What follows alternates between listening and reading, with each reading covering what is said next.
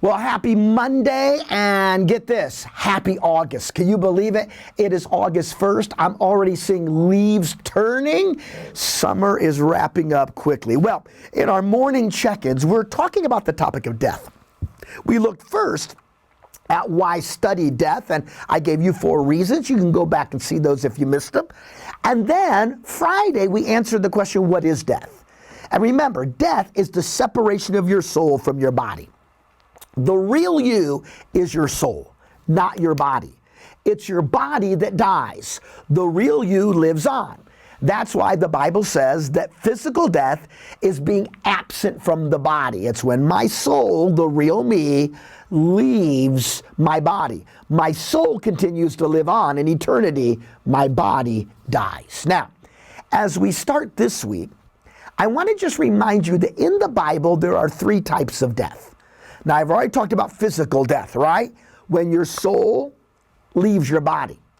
But along with that, there's also what is called spiritual death. Now, what's that?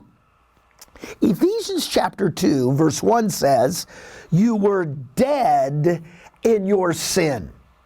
In Ephesians 2, verse 5, we were dead in our sin. So, again, death is separation. Physical death, when your soul separates from your body. But what's spiritual death? Spiritual death is when you're alive, your body's alive, but your soul is separated from God because of sin. Do you realize that there are zombies all around you? Spiritual zombies. In other words, they're physically alive, but they're spiritually dead, because their sin separates them from God. It's not until we put our faith in the death and resurrection of Jesus that the Bible says God makes us spiritually alive. You see, today, you may be physically alive, but at the same time, you may be spiritually dead. Because sin separates you from God. Because you've never come to the point in your life yet when you put your faith in the fact that Jesus died to pay the penalty for your sin. So physical death is when your soul separates from your body. Spiritual death is when you're alive, but you are spiritually separated from God due to sin. And spiritual death leads to what the Bible calls the second death. What's that? The second death only occurs to those who never put their faith in Jesus. And one day the Bible teaches they will be thrown into a lake of fire. Yes, a literal lake of fire. And they will, in that lake of fire, they will be separated from God for all of eternity. That's the second death.